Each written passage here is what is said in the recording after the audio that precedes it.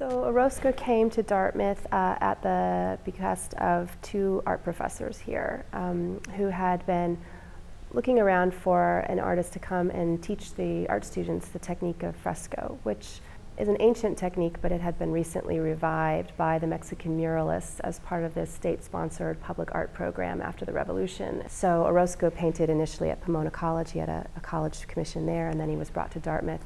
In terms of his broader career, these murals are essential.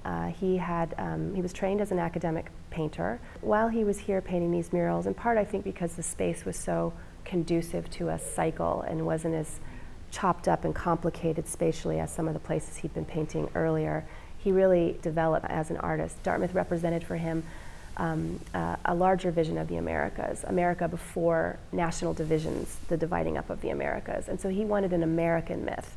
And he looked to pre-Columbian mythology to find one, and chose the myth of Quetzalcoatl because of its origins in the Americas, and because it is a story that is intimately connected with the history of conquest. So for his US-based work, this is the largest mural and the most complex. And so here he had this enormous room to work with, in this room that was divided with very large expanses of wall that's not divided up into lots of little pieces by architectural elements.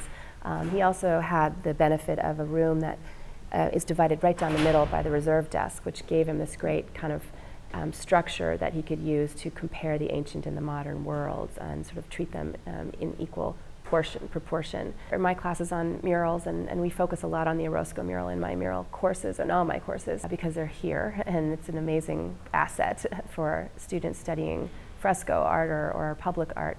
And they come to the class curious because they walk through this room, they use this room, they study in here, they've been looking at the murals, and they find them to be typically confounding.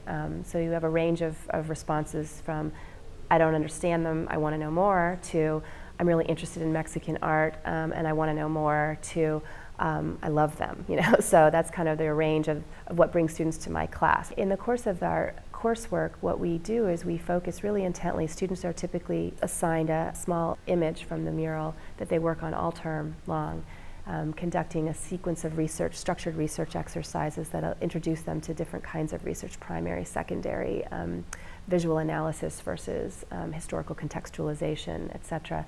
And this process of really having to dig into one image while taking it into consideration and its relationship to the whole really helps them to generate a really deep appreciation for the complexity of the mural. By the end of the course, usually every student is utterly enamored with these murals, and they become kind of proselytizers for Orozco, dragging their friends and their family into the room, and incredibly excited about public art and incredibly excited about these murals in particular. And they've actually volunteered to lead tours and done student-oriented events in here to kind of try to broaden student appreciation of the mural.